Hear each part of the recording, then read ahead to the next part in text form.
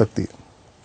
اچھا ذوالفقار صاحب، آپ میرے ہم نام بھی ہیں، تو میں آپ کی طرف آؤں گا کہ آپ یہاں بتائیے گا کہ اس علاقے میں جو علی اکبر گروپ کا سسٹم ہے وہ کس طریقے سے کام کر رہا ہے؟ بسم اللہ الرحمن الرحیم. علی اکبر کا سسٹم اچھا کام کر رہا ہے. مطلب مین جو چیز ہے کہ جو علی اکبر میں یہ ایک چیز مین پائی جاتی ہے، اس میں کوالٹی اور ریٹ مناسب ہے. صحیح. اور کسی کمپنی میں یہ نہیں ہے.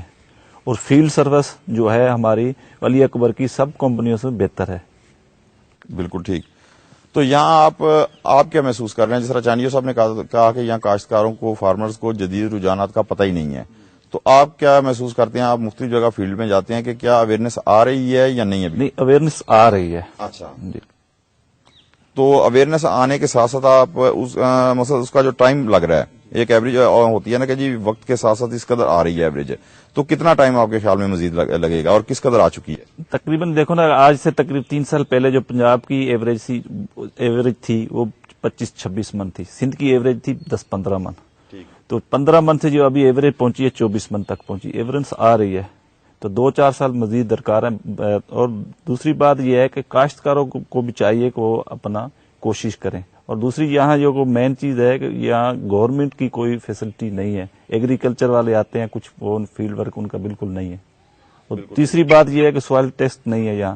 کسی کو یہ نہیں پتا کہ اس میں ڈی اے پی چاہیے، ایس او پی چاہیے، پوٹاش چاہیے. نہیں، اس پہ تو میں ابھی بالکل ڈسکس کرنی ہے کیونکہ بڑی میجر رول پلے کرتا ہے یہ آپ کا اسٹیٹس آف لینڈ جو ہے. اچھا جلوانی صاحب، میں آپ کی طرف آؤں گا یہاں پہ کہ اب یہاں ہم مقصد آئے ہیں، ظاہر بائی روڈ آئے ہیں، تو اتنا زیادہ فاصلہ تو شہر سے نہیں ہے اس گوٹ کا بھی، حالانکہ بڑا اندر کر کے ہے، لیکن اتنا زیادہ نہیں ہے کہ کاشتکار اس فاصلے کو مد نظر رکھتے ہوئے وہ جدید رجحانات سے اتنے دور ہو جائیں.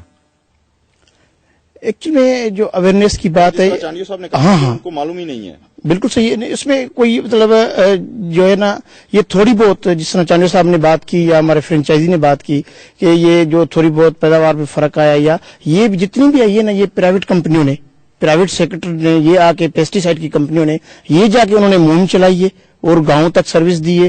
فارمر کو جا کے بیٹھ کے سمجھایا ہے بھائی یہ آپ انپٹس یوز کریں گے، آپ کو یہ شاہ صاحب وہ ان کو بتائیں گے، فارمر کو بتایا کہ آپ کا یہ فائدے ہوں گے. اچھا، نہیں، اس علاقے کا جو فارمر ہے، جو کاشتکار ہے، جب آپ ان کو جا کے بتاتے ہیں، کیا وہ اس چیز کے قائل ہوتے ہیں یا دلچسپی لیتے ہیں؟ ایک تو چیز یہ ہوتی ہے نا کہ جی ایک بندہ آیا، مقصد آپ کا علی اکبر گروپ کا، انہوں نے کہا کہ جی یہ چیز پروڈکٹ ہے ہماری، یہ استعمال کریں.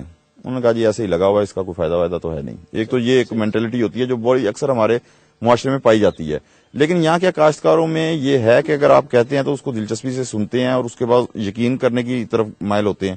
یہ مطلب جو سننے والی یا اس پہ عمل کرنے والی یہ ایوریج گھٹے پرسنٹیج. اچھا، یہاں کم ہے. وہ لوگ اتنا مطلب جتنا ہم چاہتے ہیں کہ یہ چیز کر دیں کہ آپ وہ اتنے تک وہ بات مانیں گے، لیکن ہم نے آج کہا بھائی آپ نے ان کو 3 پانی لگانے ہیں، وہ کہے گا 2 لگ گئے، یا ہم کہیں گے اب یہ پیسٹی سائڈ یوز کریں. اسی کہنا نہیں کہ چونکہ ہمارا باپ دادا وہی کر رہا تھا. ہاں، وہی کر رہا تھا. اب اسی ایج کا یہ اب اس کی جو ہے ویٹ کو سپرے کرنے کے لیے اب یہ سپرے کریں، اس کے بعد جب 55 ڈیز کا ہوگا اس دن آپ یہ چیز کر دیں.